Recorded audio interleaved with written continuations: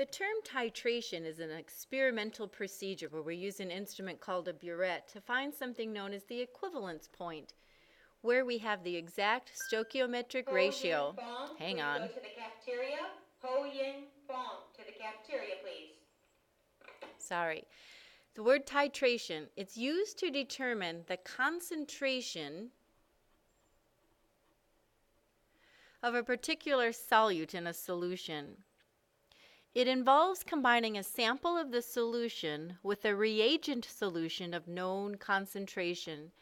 What we know the concentration is always called our standard. It's our stock solution, might be another term you hear used. We made a standard solution in our Beer's Law lab. It's the one that we created of known value. Titrations can be conducted using any of our aqueous reactions. We first started this journey with precipitation reactions. We can conduct a titration with precipitation.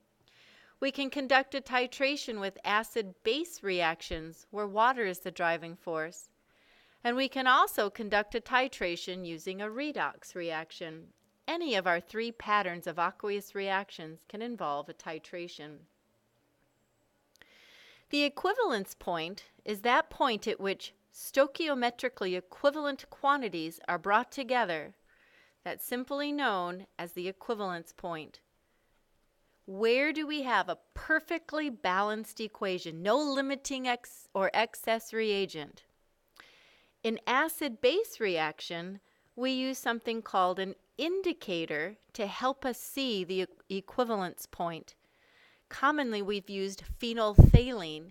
It starts colorless and turns a faint pink color when we've reached the end point, or the equivalence point of our titration. Sometimes endpoints are not exactly equal to the stoichiometric ratio. Equivalence point is when we have our exact stoichiometric ratio being achieved. If we're using an indicator that overshoots a little bit the endpoint, that's when we see the indicator change color. Now, the best indicator is going to match the equivalence point.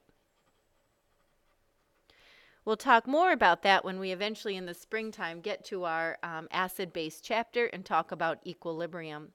For now, the equivalence point will be helped to find using an indicator, typically phenolphthalein. Let's take a practice problem thinking about a titration using a precipitation reaction. It says a quantity of chloride ions in municipal water supply is determined by titrating with a sample of silver ion. The end point in this type of titration is marked by a change in color of a special type of indicator.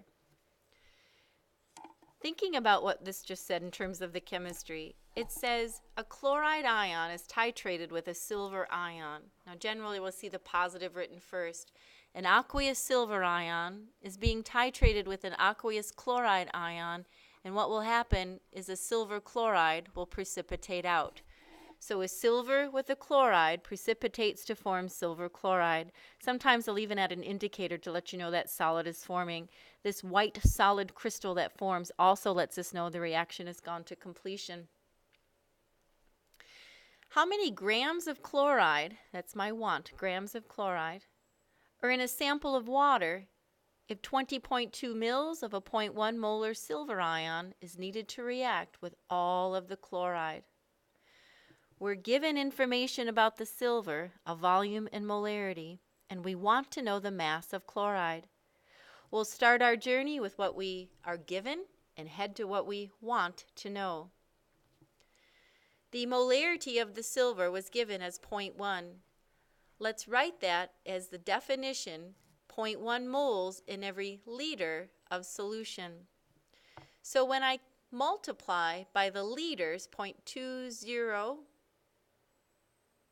I said that backwards, 0.0202 liters, set that over a 1, so we can clearly see molarity times liter canceling volume and finding me the mole. Our heart of the problem is a nice 1-to-1 stoichiometric ratio. Every 1 mole of chloride ion requires 1 mole of silver ion. It asked me to find a mass, how many grams of chloride. So far we can see the liters have canceled, the moles of silver are gone. Mole times molar mass brings us out to find the grams of our chloride. The molar mass of chloride, I look on the periodic table, 35.5 grams of Cl negative for every 1 mole of Cl negative. The mass will not change based on loss or gain of an electron. So the molar mass of an ion is simply looking up to find Cl's atomic mass. Let's hit this and find a common answer. Please hit with me.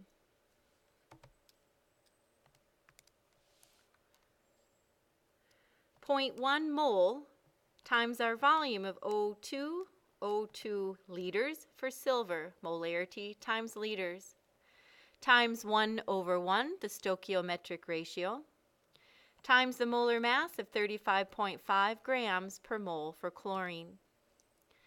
0.07171 grams of chloride ion would react with 20.2 mils of a 0.1 molar silver ion solution, 0.072 if you wanted to round a little different.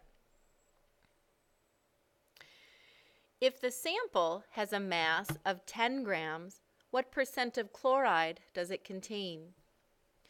The percent of chloride could be found by simply taking part over the whole.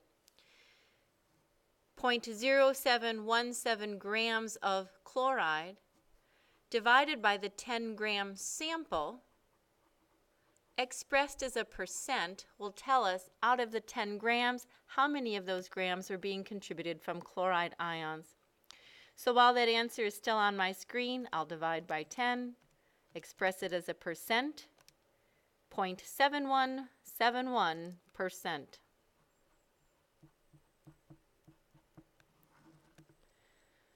So out of a water supply, we measured out 10 grams of municipal water. 0.71% of that are chloride ions.